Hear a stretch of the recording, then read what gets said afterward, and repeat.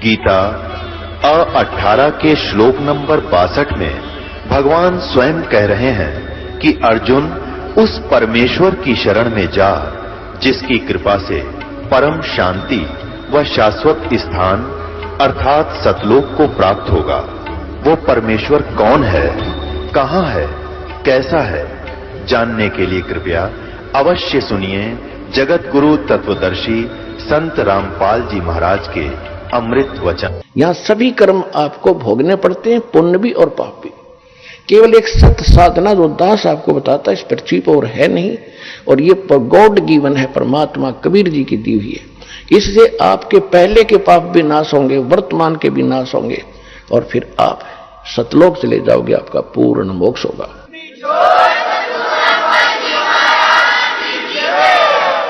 तो ये क्या करता रहा अभी तक? इसने सबसे पहले आपको ऊपर रखा, वह आपकी सारी पुण्य जो वहां से लाए थे वो सारे लूट लिए, फिर आपको पटका पृथ्वी पर।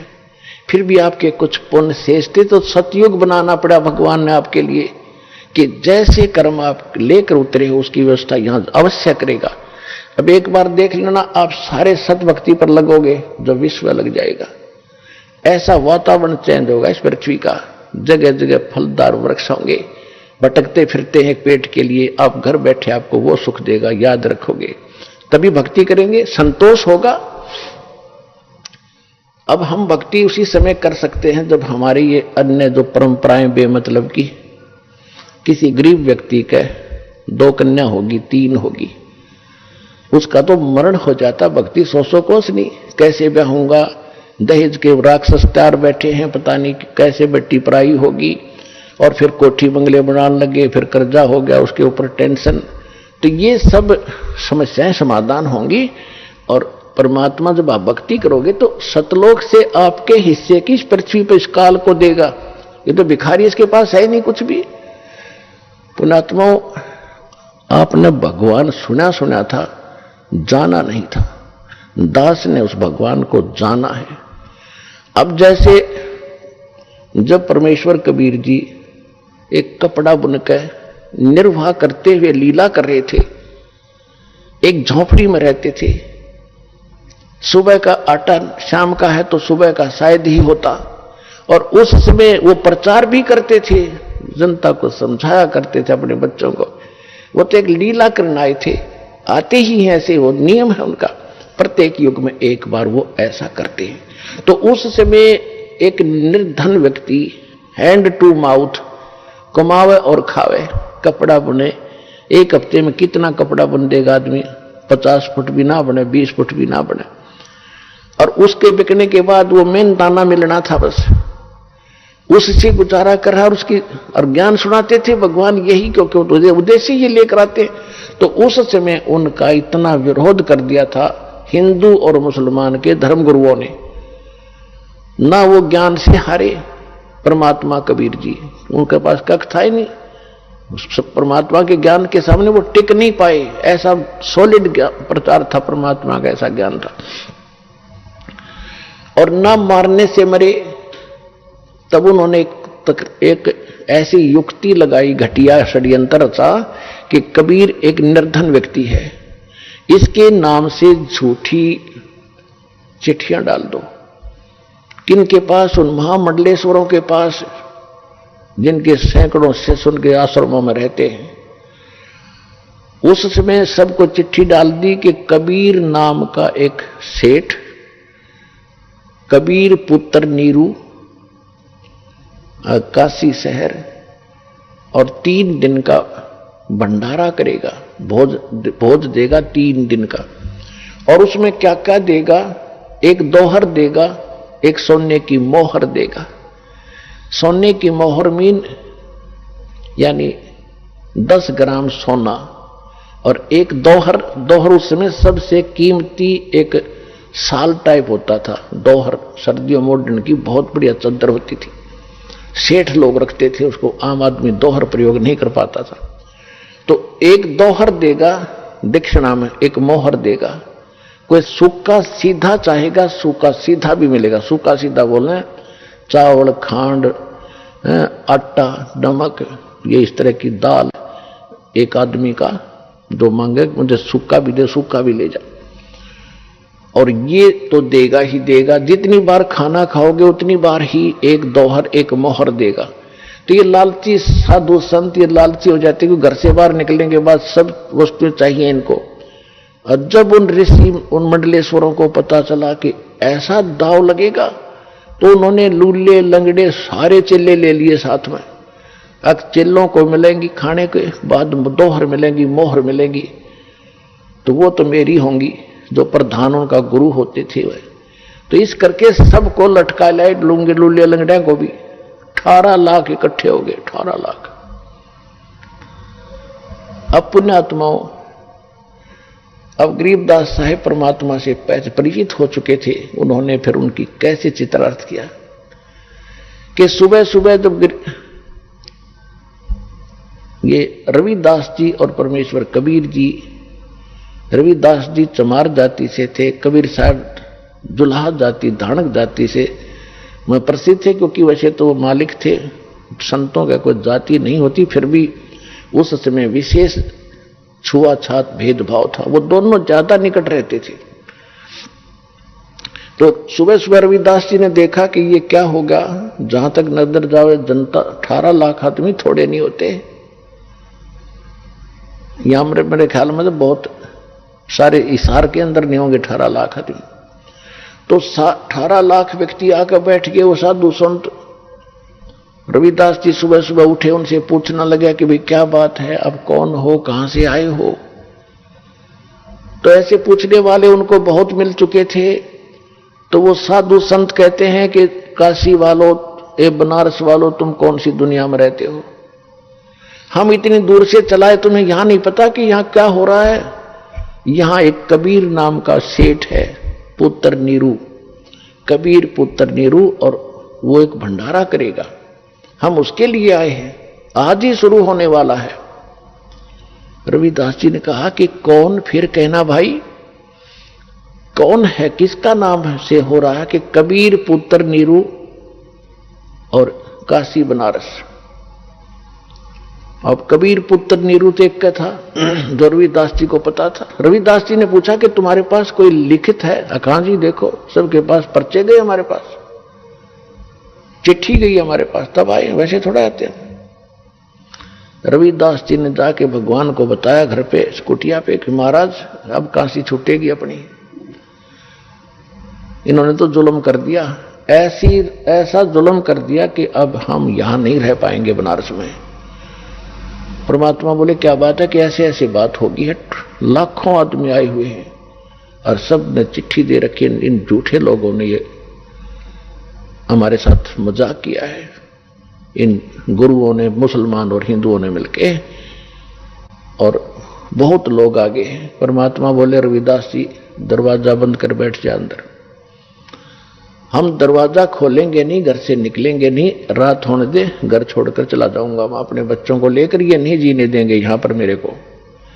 रविदास जी को तो वहां बैठा लिया अपने साथ, और परमात्मा पहुंच गए सतलोक में। संदेश कर दिया वहां से कि तैयार करो, सतलोक से 9 लाख बैलों, पहले बैलों से यातायात होती थी क्योंकि रास्ते नहीं थे, ना बैल गाड़ी चला करती थी, बैल आगे पीछे चलते थे एक दूसरे का रस्सा बांधकर, और बैलों के ऊपर जैसे गधों के ऊपर थैले रखते हैं, ऐसे बैलों के ऊपर कमर पे थैले रख के उसमें ये बंजारे यानी व्यापारी लोग व्यापार किया करते थे। उसमें किसी में जैसे 100 बैल है, 100 बैलों में मनमाने एक मन वजन 1.5 मन तो डाल ही देते थे। तो कोई शक्कर डाल रहा है, कोई चावल ले रहा, तो ऐसे लाते थे पहले। इनको बंजारे बोलते थे, बंजारे यानी जो बनज करते हैं, जो सौदागर होते हैं, उनको उसमें बंजारा कहते थे। और बंजारों के लिए साधन ये बैल ही होते थे, बैलों के ऊपर सामान रख कर आते जाते थे, जिस कारण से परमात्मा ने एक बंजारे का रूप बनाया, केशव नाम रख लिया। और सतलोक में गए, आदेश पहले दे दिया था कि सामान बना बनाया बैलों को, बैल उन जीवात्माओं को आदेश दिया। अब यहां आप देखते हो कि परमात्मा का सारा ही उसका लोक है, और वहां जाके भगवान ने 9 लाख बैलों पर बड़ा बड़ा सामान रखा और उसमें 10-20 हजार वो खाना खिलाने वाले सेवादार भी ऊपर से आए बंजारे बनके। और काशी में आगे 1 सेकंड में, 1 पलक में, गरीबदास जी ने लिखा है 1 पलक इतनी होती है, सतलोक से नीचे उतर गए सारे के सारे, और इतनी दूर से फिर चलते हुए आ रहे।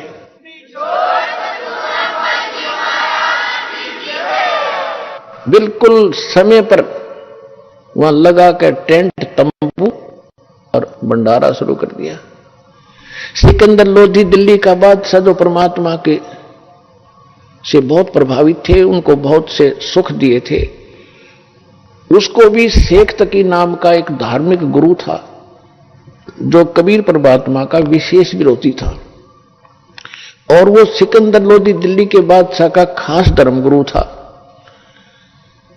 तो उसने एक चिट्ठी सिकंदर लोधी दिल्ली के बादशाह को भी दे दी थी कि आपको आपके गुरुजी बुला रहे हैं, भंडारा कर रहे हैं। अब उस चिट्ठी को पाके वो भी पहुंचे, वहां जाकर देखा भंडारा चल रहा था।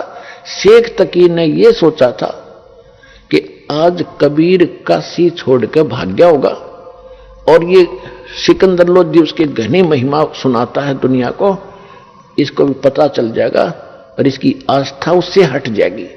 और शेख तकी इसी ताक में रहता था, किसी प्रकार राजा का मन उससे हटे और मेरी तरफ जुड़ा रहे, ईर्ष्या थी उसको। जब वहां जाकर देखा भंडारे चल रहे हैं, कोई खा रहा है, कोई लड्डू, जलेबी, कचौड़ी, पकौड़ी, दही बड़े, जो कुछ मांग रहे, जो खाद्य पदार्थ होती है, खांड, घी देसी, हलवा, पूरी और खीर, चावल, सब कुछ बना बना कर टेंटों के अंदर से भक्त ले जा रहे हैं और बांट रहे हैं। अब शेख तकी ने तो सोचा था वहां कोई नहीं मिलेगा, उसको गाली देते पाओगे लोग इकट्ठे होकर, और वहां जय जयकार हो रही वक्त भंडारा देखा तो कबीर जी जैसा था, ऐसा स्वादिष्ट और ऐसी व्यवस्था के देखी न सुनी। पास बैठों को सबको जहां बैठे हुए भोजन मिल रहा है और चलते हैं जब एक दोहर एक मोहर वो साथ मिल रही है। अब शेख तकी की तो मासी मरगी, वो तो बैठ गया पेट कलेजा पकड़ के, क्यों तो अब भी नहीं भागा। अब सिकंदर लोधी ने पूछा कि ये कौन व्यवस्था कर रहा है, तो खाने वालों ने बताया कि एक टेंट में बैठा व्यक्ति वो व्यवस्था कर रहा है। वहां परमात्मा दूसरे रूप में बैठे थे, एक सेठ के रूप में, बंजारा केशव नाम रख के। सिकंदर लोधी ने कहा जी प्रणाम। अखां जी प्रणाम, आओ, आप कौन हो? सिकंदर लोधी ने पूछा कि मेरा नाम केशव है राजन, आप कबीर जी के क्या लगते हो? सिकंदर लोधी ने प्रश्न किया। परमात्मा केशव ने कहा कि मैं उसका पगड़ी बदल मित्र हूं, वो मेरा यार है और उसने मेरे पास एक चिट्ठी डाली थी कि मित्र एक छोटा सा भंडारा करना है, कुछ सामान लेते आइएगा। तो उसके आदेशानुसार मित्र के लिए मैं ये भोजन भंडारा करवा रहा हूं। अब शेख तकी ये सुना कि ये यूं कह रहे छोटा सा भंडारा है, इसको 18 लाख व्यक्ति भोजन खा रहे, उसका तो और घड़ों पानी गिर गया। तो फिर सिकंदर लोधी ने पूछा कि भगवान कहाँ है, कबीर साहब कहाँ है? वो नहीं आए क्या? मेले में जहां भंडारा चल रहा है वहां नहीं आए हैं क्या? तो केशव रूप में बैठे परमात्मा ने कहा जब उनका दास बैठा है, उनका मित्र बैठा है, मालिक आएंगे जब आ जाएंगे, उनका मूड होगा, हम जो आदेश था हम उसका पालन कर रहे हैं। सिकंदर लोधी ने सोचा भाई पहले दर्शन करूंगा गुरुजी के और फिर भोजन खाऊंगा। तो झोंपड़ी पर चले गए, हाथी पर बैठे बैठे, सैनिक साथ में थे। अब सिकंदर लोधी हाथी से उतरा, दरवाजा खटखटाया, आवाज लगाई कि गुरुदेव दरवाजा खोलो। अब रविदास जी ने कहा कि महाराज वो तो यहां भी आगे दिखे। परमात्मा बोले भाई कोई बात ना, बेइज्जती कर लेंगे, दरवाजा नहीं खोलेंगे जब तक पार बसाओगी। दूसरी बार फिर कहा कि परवरदिगार दरवाजा खोलो। तीसरी बार कहा कि दरवाजा खोलो आपका। परमात्मा ने पूछा कौन है भाई? कि आपका दास सिकंदर दिल्ली से आपके दर्शनार्थ आया है, दर्शन करना चाहता हूं। तो परमात्मा ने कहा कि राजन आज ये दरवाजा नहीं खुला है, मैं तो बेइज्जती कर दी ने, ये मुझे जीने नहीं देंगे। मैं तो आज इस काशी में हूं और घर छोड़कर अपने लेकर परिवार को कि कहीं दूर बसूंगा जाके, ये मुझे जीने नहीं दे रहे महाराज, मैं दरवाजा नहीं खोलूं, मेरी तो बेइज्जती कर दी ने। सिकंदर लोधी कहने लगे भगवान आप मुझे नहीं बहका सकते, आप किसी और को बहका सकते हो, मैं आपको खूब जान चुका हूं। आप स्वयं अल्लाह की जात हो, आप स्वयं अल्लाहु अकबर हो, आप खुद इलाही हो, आप सर्वशक्तिमान हो। हे परवरदिगार एक बार दर्शन दे दो मुझे। इतना अधीन जब हुआ तो कहा रविदास खोल दे खिड़की। दरवाजा खोला तो मुकुट समेत दंडवत प्रणाम किया सिकंदर लोधी ने परमात्मा के चरणों और कहा कि हे परवरदिगार आप तो, आपको कोई अगर आपको पहचान ले फिर तो समस्या हल हो जा, आपको पहचानना ही कठिन है। आपने वहां रंग लगा रखे भगवान, आपकी जय जयकार हो रही है, 18 लाख व्यक्ति जीवने लग रहे हैं और सभी ये देखना चाहते हैं कि कौन है वो महान आत्मा, कौन है वो सेठ कबीर, उसके दर्शन तो कर ले जिसने ऐसा भोजन करा रखा है। आपके दर्शन करना चाहते हैं, उनका कल्याण हो जाएगा, एक बार दर्शन दे दो उनको। कहते परमात्मा खड़े हुए वहां पर, जो ही झोंपड़ी से बाहर आए आकाश से एक मुकुट आया, सुंदर मनोहर मुकुट, और ऊपर से फूल बरसने लग गया आकाश से परमात्मा के ऊपर, कबीर साहब के ऊपर।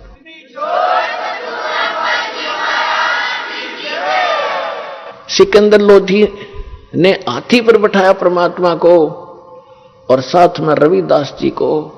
रविदास जी चमर कर रहे थे परमात्मा कबीर जी के ऊपर, ये सफेद सफेद ये पूछ सी होती, इसको चमर बोलते हैं। तो सिकंदर लोधी ने प्रार्थना करके दिया कि भगवान हे भक्त मुझे भी सेवा दे दो, आप तो रोज ही सेवा करते हो। तो वो चमर लेकर के सिकंदर लोधी कबीर भगवान के ऊपर चमर कर रहा है और हाथी पर बैठे सभी आ रहे हैं। मेले में प्रवेश हो गए जहां भंडारा चल रहा था, लोग देख रहे हैं कौन है कबीर की। वो आ गया कबीर जिसके सिर पे मुकुट है और जिसपे ये सिकंदर लोधी सेवा कर रहा है। सब देखकर जय जयकार कर खड़े होकर देखे, क्यों मालिक के दर्शन से ही खुशी हो। अब सब जगह जय जयकार हो रही है। सारे मेले में घूम के फिर एक तंबू में से जहां दूसरे रूप में मालिक बैठे थे केशव रूप में, वहां से एक सेवादार गया और हाथी पर बैठे भगवान से प्रार्थना की कि हे परवरदिगार आपको आपका मित्र केशव याद कर रहा है। तो उससे हाथी से उतरकर सिकंदर लोधी और भगवान और रविदास जी तीनों उस टेंट में आगे जहां पर वो केशव बैठे थे। देखते ही देखते टेंट में जब गेट में प्रवेश किया था, लंबा चौड़ा टेंट था, उसमें एक तख्त अपने आप आकर लग गया। उसके ऊपर जैसे आप इनमें फिल्मों में देखते हो ना, टीवी में अपने आप ऐसे बन जाते एक सेकंड में, ऐसे ओरिजिनल तख्त उसके ऊपर गद्दे बिछ गए, उसके ऊपर बहुत सुंदर चद्दर आ गई, उसके चारों तरफ हीरे और पन्ने लजवारात ऐसे जड़े गए चमक रहे। और केशव ने खड़ा होकर कहा कि महाराज विराजो। उस तख्त पर भगवान बैठ के बीच में और टेंट को खोल दिया।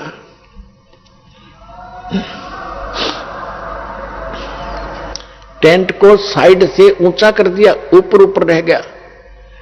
और फिर 4 पहर तक 8 पहर तक 24 घंटे तक केशव प्रसन्न कर रहा है और कबीर जी उत्तर दे रहे हैं। यानी 24 घंटे परमात्मा ने सत्संग सुनाया। जो भक्तात्मा, जो दूर दूर से साधु संत आए थे, भक्त आए थे, और मोहन भोजन खिलाया 3 दिन तक, और 24 घंटे लास्ट में सत्संग सुनाया। तो मालिक के सत्संग को सुनकर लाखों की संख्या में परमात्मा के शिष्य बने। तो परमात्मा ने एक तीर में कई शिकार करे। एक तो उनकी फड़क निकाल दी जो भगवान के पीछे पड़ रहे थे। उधर से वो जो जैसे पुण्यात्मा हो, आप हो, आपके और भाई बहन हैं, कोई जगन्नाथ पर जाते हैं, कोई अमरनाथ पर जाते हैं, कोई राधा स्वामी पर जाते हैं, कोई दंडन सतगुरु का जाते हैं, कोई निरंकारी के, या कोई वैसे मंदिर माताओं की पूजा करें। ये सब भक्ति के लिए, भगवान के लिए तो भटक रहे हैं।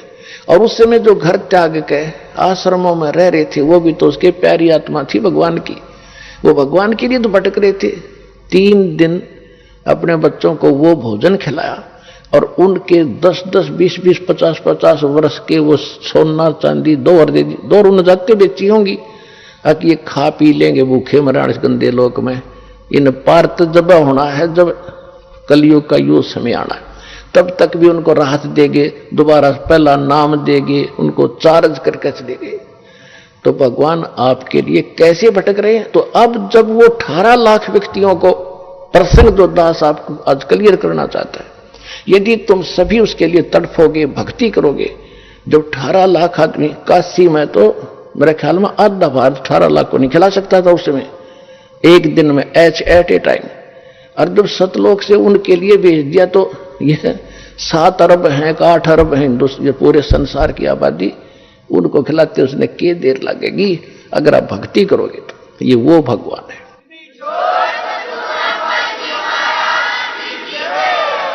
तो परमात्मा ने लिखा कि एक बार फिर सतयुग जैसा माहौल होगा यहाँ पर, जैसे सतयुग में सुख होता था। तो वो आएगा कहां से? आपकी भक्ति के कारण आपको भगवान सतलोक से भेजेगा और यह सारे ठाठ करेगा। कोई चिंता, कोई टेंशन उस भगत को नहीं रहेगी जो सच्चे दिल से भगवान की भक्ति करेगा। कबीर साहब की यह सत भक्ति।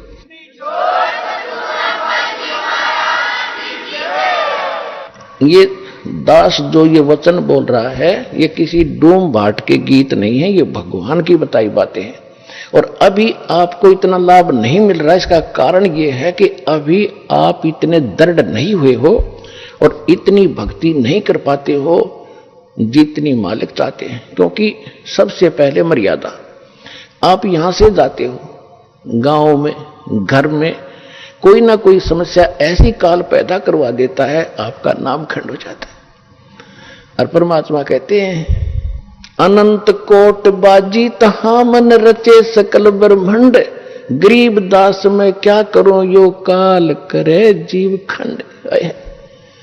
परमात्मा गरीबदास महाराज जी को, उस प्यारी आत्मा को बता रहे हैं, गरीबदास जी को बता रहे हैं कि मैं इतना समर्थ हूं, मैंने सारे ब्रह्मांड रच रखे। अनंत कोट बाजी तहां मन रचे सकल ब्रह्मांड, और गरीब दास में के करूं यो काल करे जीव खंड। कि ये काल मेरे से इनको तोड़ लेता है, इनका नाम खंडित करा देता है। यदि ये नाम पर डटे रहे तो न सारे सुख दूं न मोक्ष दूं, तो अंत में भगवान भी दुखी हो जाता है कि मैं क्या करूं, ये खंडित करवा देता है कोई न कोई बकवास करवा के, फिर मैं नहीं कर सकता, इनको कोई लाभ नहीं दे पाता, जिस कारण इनको अविश्वास हो जाता है। फिर ये मुझसे दूर चले जाते हैं और फिर तो सदा दुखी रहना ही रहना है इनको, मेरे से दूर होकर के फिर सुख कैसा। तो पुण्यात्माओं, सबसे बड़ा काल ने अब ये जाल फैला रखा है कि आपका नाम खंडित करा देता है। फिर आपको आपत्ति आनी है, से नाम भी ले रखा है, फिर अविश्वास हो जाता है, वहां भी गया था मुझे कोई लाभ नहीं मिला, चलो कहीं और धक्के खा ले।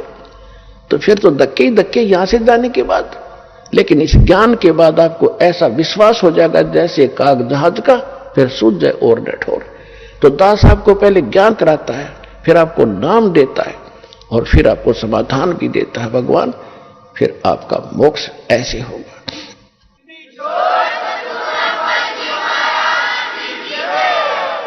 तो परमेश्वर ने कहा था कि कलयुग जब 5500 वर्ष बीत जाएगा, उसके बाद पूरे विश्व में सतयुग जैसा व्यवहार होगा, सतयुग जैसे विचार होंगे और पूरी सृष्टि, पूरा विश्व नाम लेगा मेरा। और मेरे बच्चों को फिर लाखों करोड़ों अरबों की संख्या में, खरबों की संख्या में अब परमात्मा पार करेगा। आप दृढ़ता से लगे रहना दास के विचारों पर विश्वास करके, ये भगवान के विचार है। तो पुण्यात्माओं, ये ज्ञान देने के लिए परमात्मा स्वयं आते हैं, वो एक अच्छी आत्माओं को मिलते हैं और वो ही ज्ञान वो 600 वर्ष पहले बता कर गए थे और आज हमारे सदग्रंथों में ज्यों का त्यों विद्वान पाया। और जो जिनको हम विद्वान मानते थे वो सारे डल व्यक्ति थे, डफर थे, उनको कह ख का पता नहीं था, जो हमें इतने दिन लेट कर दिया। अब किसी की बातों में नहीं आना, प्रत्यक्ष देखो ज्ञान को, प्रमाण देख करके और फिर पर अपना कल्याण कराओ, अपने बच्चों का कल्याण कराओ। सत साहिब।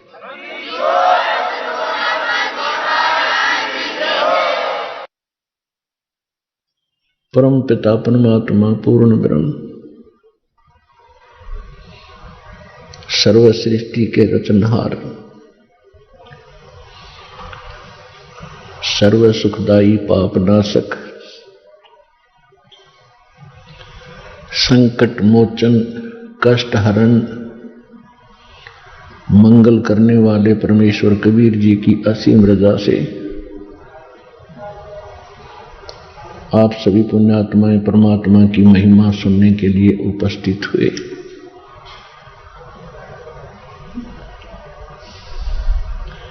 इस मानव को, इस प्राणी को सबसे पहला, सबसे दुर्लभ जो वस्तु है वो मानव शरीर बताया, और उसके पश्चात यदि इसको कोई दुर्लभ वस्तु है तो सत्संग है। सत्यनारायण कथा सुनने का अवसर मनुष्य जीवन प्राप्त प्राणी को सबसे दुर्लभ है। और सत्संग कौन कर सकता है? सतगुरु कर सकते हैं। सतगुरु के बिना सत्संग नहीं होता। सतगुरु की क्या परिभाषा है? सत्य माने सच्चा, गुरु मीन मार्गदर्शक, टीचर, मास्टर। अब यहां सच्चा शब्द प्रयोग किया है परमात्मा ने। मानुष जन्म दुर्लभ है, ये मिलन बारंबार, तरवर से पत्ता टूट गिरे वो बहोर न लगता डार। सबसे दुर्लभ वस्तु है मानव शरीर इस प्राणी को, और मानव शरीर प्राप्त प्राणी को सबसे दुर्लभ है सत्संग। और सत्संग करते हैं सतगुरु। सतगुरु कहते हैं जो केवल सच्चा ज्ञान देता है, जो सच्चा गुरु है। तो इससे सिद्ध है कि झूठे गुरु भी हैं, तभी तो संतों ने सतगुरु शब्द की आवश्यकता पड़ी। जैसे ब्रह्म, ब्रह्म का अर्थ है परमात्मा। अब यहां ब्रह्म जो है, ये यहां जो ब्रह्म प्रसिद्ध हो गया, दूसरे शब्दों में कह सकते हैं ब्रह्म का अर्थ है मालिक, स्वामी। तो एक तो 21 ब्रह्मांड का ब्रह्म है, इसलिए पूर्ण ब्रह्म की आवश्यकता पड़ी और सत्य साहिब की आवश्यकता पड़ी। सत्य साहिब माने सच्चा भगवान, रियल गॉड। तो इससे भी सुसिद्ध है कि कोई झूठा गॉड भी है, कोई झूठा भगवान भी है। तो इसी प्रकार सत्संग से यह ज्ञान होता है, और सत्संग सतगुरु सुनाते हैं जो सच्चे गुरु होता है, सच्चा गुरु। तो झूठे भगवान भी हैं, इसलिए सत्य साहिब की आवश्यकता पड़ी। सत्य साहिब, साहब माने मालिक, परमात्मा, भगवान, अल्लाह। तो सच्चा अल्लाह, सच्चा God, real God, true God. तो इससे सिद्ध है कि कोई झूठा परमात्मा भी है। तो जिस लोक में हम रह रहे हैं, ये झूठा भगवान है, झूठा प्रभु है। ये सत्य साहिब नहीं है। सूक्ष्म वेद में कहा है कि ज्योत मुल्ला माया मग में बैठी, हंसा चुन चुन खाई। ये ज्योत स्वरूपी कहे निरंजन में ही करता भाई। हाय हाय। एक न करता, दो ना करता, नौ ठहराए भाई। दसवां भी धुंधर में मिल जा, सत्य कबीर दुहाई। तो क्या बता रहे हैं? सूक्ष्म वेद के अंदर आदरणीय गरीबदास साहिब जी जो परमात्मा से परिचित हुए और जिनके माध्यम से परमात्मा ने पहले ही कह दिया था कि बर्म में पंथ का जो प्रवर्तक होगा, जिसका जन्म संवत 1774 में होगा, उसके द्वारा मेरी महिमा की वाणी पुनः प्रकट होगी यथार्थ रूप में। तो उस पुण्यात्मा गरीबदास साहिब जी ने बताया है कि एक न करता दो न करता। कहते हैं मुल्ला माया मग में बैठी रस्ते में हंसा चुन चुन खाई और यो ज्योत स्वरूपी कहे निरंजन मैं ही करता भाई। कहते यो अपने आप को भगवान कहता है। जैसे श्री शिव पुराण के अंदर रुद्र संहिता में जब ब्रह्मा और विष्णु जी का आपस में अपनी प्रभुता पर ही युद्ध हो गया, झगड़ा हो गया, लड़ाई होगी, उनके बीच में इसने एक स्तंभ खड़ा कर दिया, लिंग बहुत लंबा तेजों में पिलर। उसके बाद ये स्वयं अपने पुत्र शिव का रूप धारण करके वहां आके खड़ा हो गया। तब उनसे कहता है कि तुम परमात्मा नहीं हो, तुम भगवान नहीं हो ब्रह्मा विष्णु, ये सब कुछ मेरा है, मैं ही भगवान हूं। तो इससे आगे सूक्ष्म वेद क्या बताता है, मुल्ला माया मग में बैठी हंसा चुन चुन खाई, ये ज्योत स्वरूपी कहे निरंजन में ही करता भाई। एक न करता दो ना करता नौ ठहराए भाई। इनकी अकल देखो। कहते एक भी भगवान नहीं, ये 9 अवतार 9 भगवान बैठे और 10वां आने वाला है निकलंक नाम से, जिसको कल की अवतार कहते हैं। कहते वो भी ऐसे ही नाच कूद कर अपने कर्म बिगाड़ के दुनिया को मार कर अपने कर्म खोटे करके और चला जाएगा, फिर ये 84 लाख योनियों में चले जाएंगे। सत कबीर दुहाई कि एक सच्चा भगवान है तो कबीर साहिब है, और कोई परमात्मा अविनाशी नहीं है और कोई सत साहिब नहीं है।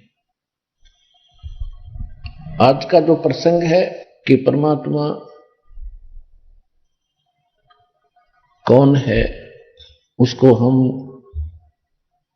कैसे सिद्ध करें, कहां से प्रमाणित हो,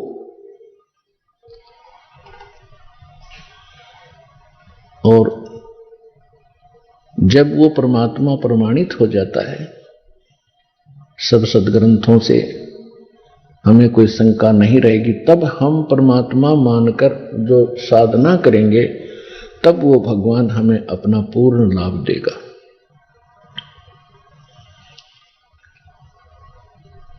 तो प्रसंग चल रहा है कि सच्चा साहिब और सच्चा गुरु ये दोनों ही मिलेंगे तभी हमारा कल्याण होगा। तो पुण्यात्माओं, आपका सौभाग्य है कि आपको मानव शरीर प्राप्त, जो प्राणी के लिए अति दुर्लभ बताया। दूसरी वस्तु जो दुर्लभ है वो सतगुरु यानी सत्संग कहो, सतगुरु कहो। सतगुरु के बिना सत्संग नहीं हो सकता। तो वो भी आज आपको उपलब्ध हुई। आपकी किस्मत का, आपके पूर्व जन्म के संस्कारों का कोई एस्टीमेट नहीं लगाया जा सकता। आप कितने पुण्यकर्मी प्राणी हैं। आज चाहे कोई गरीब है, झोंपड़ी में रहता है, चाहे कोठियों में रहता है, कोई रिक्शा चलाता है, पैदल मजदूरी करता है, या कारों और हेलीकॉप्टरों में चलता है, ये मानव शरीर प्राणी जो है ये परमात्मा की भक्ति कर सकते हैं।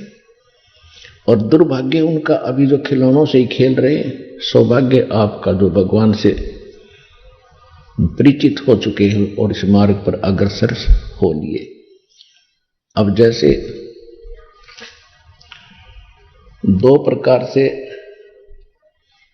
ये मानव शरीर आपको प्राप्त होता है। एक तो पूर्व संस्कार से और एक टर्न वाइज होता है। टर्न वाइज का अर्थ है कि 84 लाख प्रकार के प्राणियों में सब कष्ट उठा के उसके बाद एक मानव शरीर मिलता ही मिलता है, ऐसा विधान है प्रभु का। तो जो इस प्रकार से आए हुए प्राणी हैं, जो टर्न वाइज यानी नंबर वाइज जिनका जन्म हुआ मनुष्य का, तो वो जल्दी सी भक्ति ग्रहण नहीं करते। और जो पिछले जन्म में संस्कार से मनुष्य थे, अब भी मनुष्य पैदा हो गए हैं, तो वो ऐसे मनुष्य जन्म उन्हीं का होगा जो पिछले जन्म में भी कोई ना कोई भक्ति साधना कर रहे थे। तो उनके अंदर एक लगन प्रेरणा न्यारी होती है परमात्मा की तरफ, उनकी पहले से रुचि होती है, जन्म से ही होती है। तो इसी प्रकार फिर मानव शरीर के अंदर प्राप्त प्राणियों को फिर एक और 2 प्रकार की स्थिति होती है। जैसे एक तो भक्ति कर्म होते हैं और एक धर्म कर्म होते हैं। भक्ति कर्म का अर्थ है जिन्होंने भक्ति की है, मंत्र जाप किए हैं परमात्मा से, गुरुदेव से दीक्षा लेकर के पहले जन्मों में, और एक ने भक्ति के साथ साथ पुण्य भी खूब किए हैं। तो दोनों का ही मनुष्य जीवन हो रहा है, क्योंकि पिछले संस्कार वश हो रहा है। जिन्होंने दान नहीं किया और भक्ति करते ही रहे, क्योंकि परमात्मा ने वो मंत्र दिए थे जो आपको चार्ज करके गए थे 600 वर्ष पहले, तो साथ में परमात्मा ये भी कहते रहे थे, चिड़ी चोंच भर ले गई नदी न गट्टो नीर, दान दिए धन घटे नहीं, कह रे साहेब कबीर। देते को हर देत है जहां तहां से आन, अन देवा मांगत फिर साहेब सुने ना कान। धर्म तो 10 के नहीं, ये 10 के तीनों लोक, खैरायत में खैर है वही की जो आत्म पोख। परमात्मा कहते हैं धर्म का नाश नहीं होता, चाहे तीनों लोक नष्ट हो जाएं, जिन्होंने धर्म किया है वो प्राणी, उनको परमात्मा ऐसे रक्षा करेगा, अपने हाथों पर उठा लेगा। और भक्ति तो करनी ही करनी है। जैसे आपने बीज बो दिया फसल का, कनक का, गेहूं का, तो बीज तो मूल चीज है। उस बीज से पौधा बनाकर परिपक्व करने के लिए बहुत और प्रोसीजर लंबा है, तो वो सारा ही अपनाएगा किसान, तभी तो उसकी फसल पूरी होगी। तो बीज बीजने के बाद उसमें वाटरिंग होती है, सिंचाई, उसके बाद फिर उसमें खरपतवार पैदा होता, उसको भी चुगना, निकालना, खाद डालना, उसकी रक्षा करना, फिर वो फसल प्राप्त होती है। तो इसी प्रकार ये नाम जो दिए जाते हैं आपको, ये नाम दीक्षा मंत्र जो है, ये तो आपका बीज है। और इस भक्ति रूपी बीज को, इस फसल को तैयार करने के लिए इसमें 5 यज्ञ और हैं, यानी 5 ये क्रियाएं आपने और करनी है। एक यज्ञ है धर्म की, और दूसरी यज्ञ है ध्यान, और तीसरी यज्ञ है हवन की, और चौथी यज्ञ प्रणाम, और 5वीं यज्ञ है ज्ञान की, यानी सत्संग सुनना, सदग्रंथों को जो आपको पुस्तक बनाकर दी है उनका अध्ययन करना। तो ये 5 जो यज्ञ हैं, ये समझ लो खाद और पानी का काम करेंगे। यदि इस भक्ति रूपी पौधे में, बीज में, नाम में आपने ये 5 आइटम नहीं डाले, तो यह भक्ति आपकी अधूरी रह जाएगी, सफल नहीं हो पाओगी। कारण क्या रहेगा कि आप भक्ति कर रहे हो, आप पर और भी संसारिक आपदाएं बहुत आ सकती हैं, उनके लिए धर्म करने से, धर्म किया होगा तो भगवान आपकी उन समस्याओं का साथ समाधान कर देगा। तो पिछले जन्मों में परमात्मा हमें सारा ज्ञान दिया करते थे, लेकिन हम और फिर परमात्मा एक वचन और बोलते हैं कि सुमरण से भला होगा नातर भला न हो। अब हमने ये पकड़ दिया कि भक्ति से ही बात बनेगी, दान धर्म कम कर दिए, नहीं। अब वहां कह रहे हैं कि धर्म तो धसके नहीं, धसके तीनों लोग। धर्म धसके माने विनाश होना, नष्ट हो जाना, गर्क हो जाना। तीनों लोग गर्क हो सकते हैं लेकिन धर्म का नाश नहीं होता। तो इस प्रकार जो दास साहब को बताना चाह रहा है कि जो आज गरीब है, यहां दास देख रहा है 90% गरीबी रेखा से भी नीचे पुण्यात्मा आ रही है, 10% है जिनका नॉर्मल सा मीडियम सा काम है। तो कहने का भाव ये है कि यहां फिर दोनों कर्म साथ चलते हैं। जिनके केवल पिछले भक्ति कर्म हैं और दान धर्म कर्म उनके इतने अच्छे हैं नहीं, तो वो इतने निर्धन व्यक्ति है, लेकिन पुण्यात्मा बराबर की है। पुण्यात्मा यानी जो जिन्होंने पिछले जन्म में भगवान की सेवा जो भक्ति कर रखी है, तो दोनों के वो भक्ति कर्म बराबर हैं। चाहे कोई सेठ है और चाहे बिल्कुल गरीब रिक्शा चालक है, और जिसको ये नाम प्राप्त हो गया, तो दोनों के जो भक्ति के कर्म वो बराबर हैं। और बात रही धर्म की, तो जिनको आज अधिक सुविधा या संसार की प्राप्त है, तो उन्होंने पिछले जन्म में धर्म पुण्य कर रखे थे। अब एक छोटा सा उदाहरण यहां और सुनाते आपको। जैसे हम कथा सुना करते थे से कि श्री कृष्ण जी का एक दोस्त था सुदामा, ब्राह्मण था, और वो इतना निर्धन था कि हैंड टू माउथ था। उसकी पत्नी कहती थी कि आप बताते हो कि श्री कृष्ण द्वारका के राजा, आपके क्लास फेलो थे, सहपाठी थे, आपको सब कुछ दे सकते, मांग लिया उनसे। तो ब्राह्मण का कर्म वो खूब परिचित थे, विद्वान पुरुष थे सुदामा जी। उन्होंने बताया कि मैंने पिछले जन्म में कोई धर्म कराया नहीं, जिस कारण से मुझे आज धन प्राप्त नहीं है। तो परमात्मा कहते धन चाहे तो दान कर और मुक्ति चाहे जप नाम, और पर दोनों ही करने से बात बनेगी। ये तो एक परमात्मा विधान बताते हैं। तो वो कहता था कि मुझे पिछले जन्म में मैंने पुण्य नहीं किया, इसलिए मैं दुखी हूं, क्योंकि सदग्रंथों से अब ज्ञान होता है। तो कहने का भाव ये है कि धर्म कर्म से फिर उसमें परिवर्तन होता। जैसे फिर सुदामा कहने सुनने से श्री कृष्ण जी के पास गया। श्री कृष्ण जी एक गुरु रूप में भी थे, धातम टीचर भी थे। सब पांडवों के वो गुरु थे, यादव के गुरु थे। तो सुदामा जी चावल लेकर गए थे, श्री कृष्ण जी ने चावल खाए। उसके प्रतिफल में परमात्मा ने, यानी जो जितना सामर्थ्य श्री कृष्ण जी रूपी गुरु में था, उस आधार से उसने उसका के बना दिया, एक मकान बना दिया। यानी वो समस्या हल हुई उस धर्म और कर्म के करने से, सच्चे भाव से। देखो बच्चे तो भूखे थे और चावल बचे हुए थे, वो बांध दिए उसने, तो इससे बड़ा पुण्य नहीं।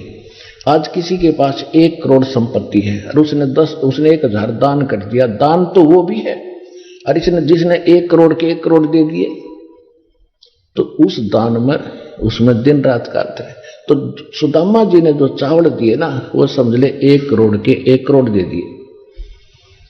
फिर उससे प्रसन्न हुआ, उससे प्रसन्न होकर के उसको क्या मिला? एक महल बना, आजीवन सुख का साधन बना।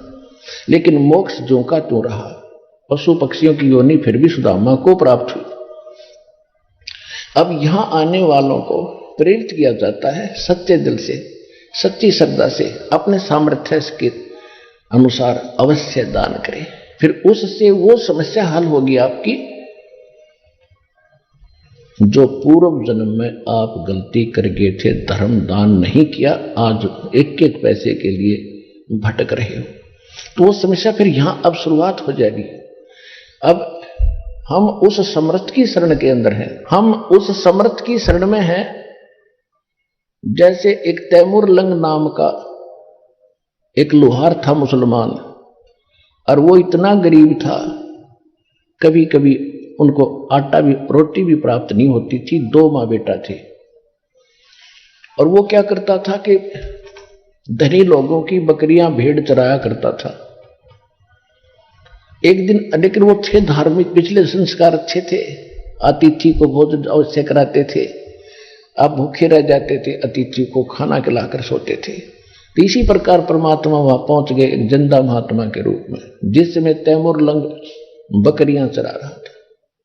वहां जाकर उनके पास वृक्ष के नीचे बैठ के भगवान तैमूर लंग ने कहा, महाराज भोजन की सुनाओ।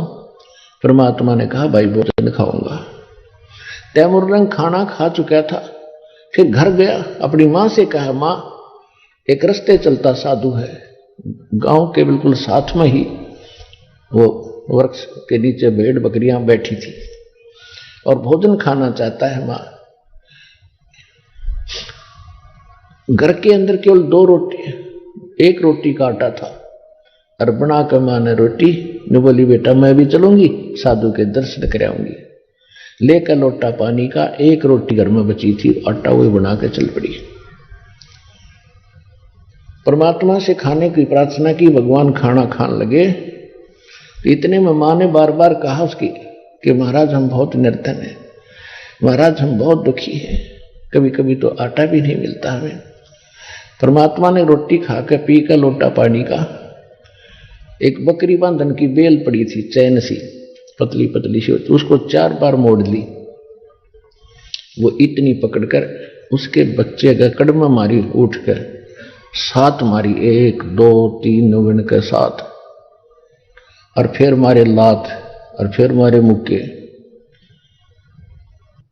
अब उसकी माता ने सोचा कि कोई मेंटल साधु था, पागल है, मैंने इसको बार बार छेड़ दिया, टोक दिया, इसने गुस्सा हो गया, और साधु पता नहीं बद्दुआ भी दे दे। हाथ जोड़ कर कहने लगी, महाराज मेरे बेटे से कोई गलती बन गई? परमात्मा बोले, नहीं माई, तेरे बेटे का जो पहले मैंने 7 सांकड़ मारी है ना, ये चैन मारी बेल, तेरे बेटे तैमूर लंग को 7 पीढ़ी का राज बख्श दिया मैंने, और जो मुक्के लात मारी है उसके बाद तुम्हारे राज्य टुकड़ों में बट जाएगा। यूं कह रहे थे तो माई सोच रही थी तो कति पागल आदमी है, मेंटल, खाने को रोटी नहीं, हर मन सुखी आशीर्वाद दे रहा है कि 7 पीढ़ी का राज दे दिया। इतने में परमात्मा अंतर्ध्यान हो गए। अंतर्ध्यान हुए तब देखा चारों तरफ, उन्होंने सोचा तो फरिश्ता था, लेकिन यह बात गले नहीं उतर रही थी कि मेरा बेटा राजा बन जाएगा।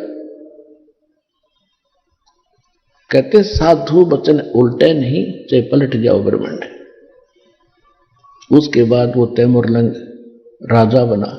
दिल्ली के अंदर इतिहास गवाह है, दिल्ली तक को अपने काबू में कर लिया था, और यहां पर अपना एक नौकर बिठा दिया था दिल्ली के सिंहासन पर, वो उसको टैक्स देता था। तैमूर लंग के बाद उसका पोता बाबर दिल्ली का बादशाह बना, उससे लगातार 5 पीढ़ी औरंगजेब तक तैमूर लंग का शासन रहा। औरंगजेब के बाद ये टुकड़ों में उनकी पीढ़ी अलग अलग राज्य बट गए थे। रोटी तैमूर लंग को दीनी, ताते 7 बादशाही लीनी। आप अन्नदेव की आरती में पढ़ते हो तो पुण्यात कहने का भाव ये है, दास जो आपको आज आध्यात्मिक जो प्रवचन सुनाना चाहता है कि जो पिछली गलतियां कर चुके हैं और अब दान धर्म ना करके आज बहुत दुखी हैं, बहुत बड़ी समस्या रोजी रोटी की उनके सामने, इस समर्थ के पास आने के बाद ये समस्या नहीं रहेगी। पर समस्या ये रहेगी कि आपको विश्वास कब होगा कि कबीर इज गॉड। जिस दिन आपका हृदय मान लेगा, सुनी सुनाई बातों से नहीं बनेगी बात। आत्मा का साक्षी है भगवान, इस मन का साक्षी नहीं है। मन तो काल का एजेंट है, और परमात्मा की भक्ति से इस मन को भी आत्मा अपने अनुकूल करेगी। अब तो ये आत्मा के ऊपर बैठा है, इसने आत्मा को अपनी वाहन बना लिया, और जहां पकड़ के ले जाता गंदे कर्म करा के इसके सहारे चल रहा है। फिर आत्मा इसके ऊपर बैठेगी और इसकी स्पीड बहुत है टट्टू की, इस मन की। बकवादों में भी इतनी स्पीड है, और जब ये अच्छे काम पर लगाएगी इसमें भी इसकी इतनी ही स्पीड है, इसके ऊपर बैठा देगा भगवान आपको। तो कहने का भाव दास का ये है कि आपको यहां आकर के ये ज्ञान सुनाया जाता है, तो अब आप दान कर रहे हो, दास देख रहा है, कोई तो 10 रुपए की मुश्किल से उसका दान करने की हिम्मत बनती है, और फिर दास देख रहा है कि दूसरी तीसरी बार आता है तो 1000 रुपए चढ़ा रहा वो व्यक्ति। आत्मा गदगद हो जाती है कि मालिक ने सुन ली इस अपनी आत्मा की, क्योंकि परमात्मा का विधान है। कहते हैं आप 1 रुपया दान करोगे, 1000 देता दाता को। जो दान आप यहां करते हो वो आपका नहीं, वो तो भगवान का हो गया, आपका नहीं रहा। उसके बदले में आपको तो 1000 मालिक ने उसी समय लिख दिया आपके अकाउंट में, लेकिन वो अकाउंट आपको दिखता कौन?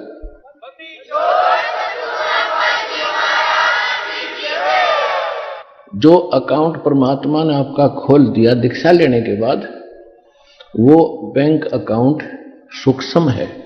आपके अंतःकरण में एक मैसेज पहुंच जाता है, भगवान के ऊपर आपकी एक और फाइल है, उसमें ये मैसेज ऐड हो जाता है। आपने 1 रुपया दान करा, 1000 आपके खाते में लिख दिया था।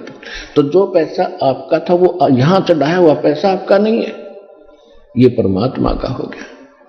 और इस परमात्मा के पैसे को आप सदुपयोग करो, यहां दुरुपयोग ना करना इसका। जो यहां भी सेवादार है, आने वाले भी जो कई बार देखा है थोड़ी बहुत त्रुटियां ये कर देते हैं, तो आपने सावधान रहना पड़ेगा। ये धनी का पैसा है, आपको तो दे दिया मालिक ने उसी समय, ये नहीं रखता अपने पास, ये तो पूर्ण परमात्मा है। कहते हैं चारों युगों में देख लो हमने किसका रखा मारे। द्रौपदी ने 1 बिलात का कपड़ा दिया था, 9 इंच ढेर लगा दिया उसका। सुदामा ने 4 चावल खुआए थे, महल बना दिया। तैमूर लंग ने 1 रोटी दी थी, उसको 7 पीढ़ी का राज बख्श दिया। तो कहते चारों युगों में देख ले हमने किसका रखा मार, हमने किसका लेकर ना दिया हो मारना, यानी कोई पैसा लेकर ना देने के उसने पैसा मार लिया मेरा। तो परमात्मा कहते चारों युगों में देख ले हमने किसका रखा मार, हमने किसी का पैसा रखा नहीं।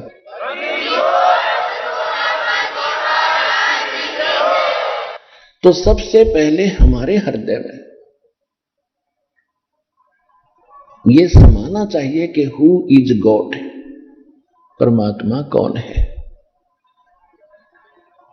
और परमात्मा को पहचानने के लिए हमने कौन से प्रमाण स्वीकार्य होंगे? सबसे पहले हमारे सदग्रंथ। हमारे सदग्रंथ कौन से हैं? पवित्र हिंदू धर्म के नाम जो लिख दिए गए हैं, पवित्र 4 वेद, ऋग्वेद, यजुर्वेद, सामवेद, अथर्ववेद, पवित्र श्रीमद् भगवद गीता, पवित्र 18 पुराण। उसके बाद जो उपनिषद है ना, ये तो किसी ऋषि विशेष की अपनी अनुभव की कथा है, वो वेदों और सदग्रंथों से इनसे नहीं मिलती है, तो वो उसके घर की है, उसको हमने नहीं चाहिए लेना। दूसरे तो वैसे ये पवित्र वेद, पवित्र श्रीमद् भगवद गीता, पवित्र पुराण, ये हिंदुओं के नहीं थे, मानव मात्र के लिए है। उसके बाद विभाग बढ़ते चले गए, तो फिर जैसे कुछ पहले समय में आपस में कटे हुए क्षेत्र थे, जैसे समुद्र पार करके फिर अमेरिका, ये जो यूएस से बोलो हो जिसने। आइए अब हम उन श्रद्धालुओं के अनुभव जानते हैं जो जगत गुरु तत्वदर्शी संत रामपाल जी महाराज जी से दीक्षा प्राप्त कर चुके हैं तथा उनके द्वारा बताए गए भक्ति मार्ग पर चल रहे हैं। नमस्कार सर। साहब जी। सर क्या नाम है आपका? तिलक दास जी। तिलक जी कहाँ से आए आप? फरीदाबाद से जी। संत रामपाल जी महाराज के शरण में कैसे आए आप? मेरे को एक भगत जी थे और उसमें दिल्ली में इसमें रहते थे, उन्होंने मेरे को ज्ञान गंगा पुस्तक दी है और मैंने वो किताब पढ़ी और उससे मैं काफ़ी प्रभावित हुआ। और उस ज्ञान के मैंने पढ़ के, मेरे को पहले गीता के ऊपर गीता पढ़ता था, रामायण पढ़ता था, महाभारत पढ़ता था और सारी किताबें पढ़ चुका था, लेकिन जब उसने मैंने ज्ञान गंगा पढ़ी तो उसमें हमेशा मुझे हर चीज़ की सच्चाई नजर आई।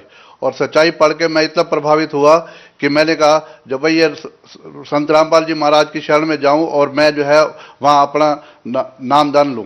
और मैं उससे बड़ा, एक तो मेरे को बीमारी थी, मैं उससे बड़ा परेशान था और काफ़ी दिक्कत आती थी मेरे को, इसलिए मैं वहाँ चला गया और फिर नामदान लिया मैंने।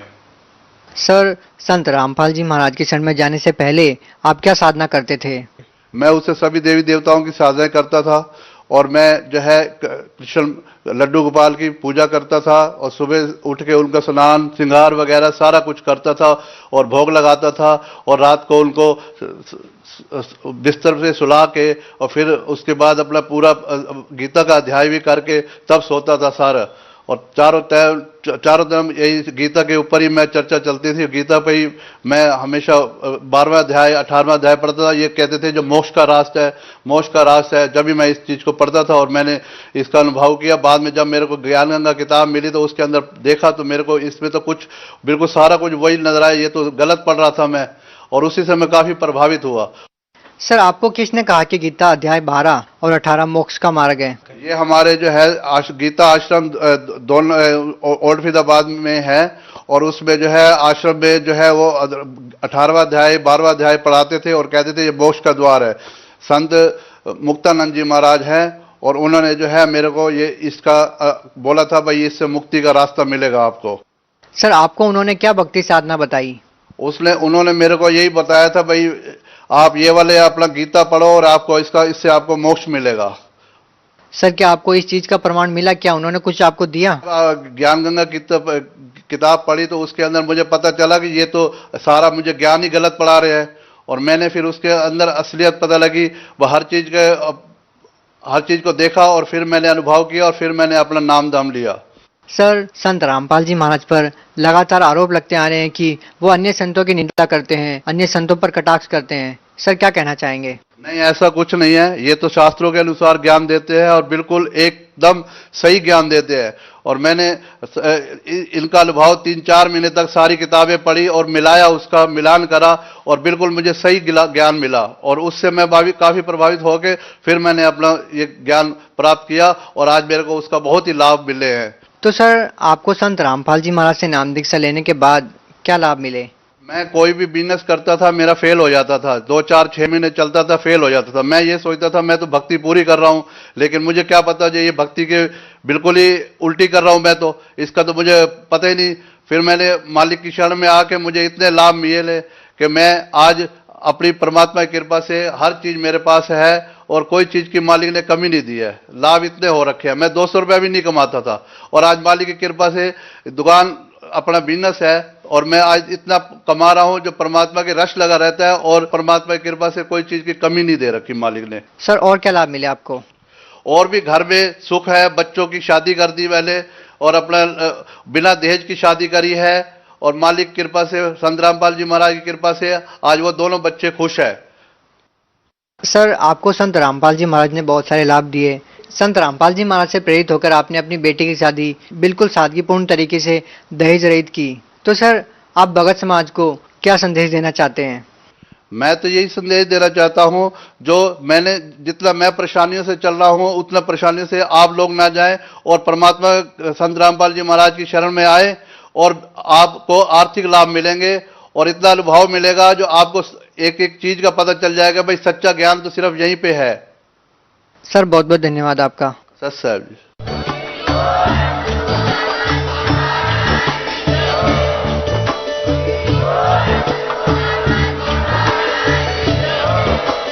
आप सुन रहे थे जगत गुरु तत्वदर्शी संत रामपाल जी महाराज जी के मंगल प्रवचन। अधिक जानकारी के लिए विजिट कीजिए हमारी वेबसाइट www.jagatgururampalji.org। संत रामपाल जी महाराज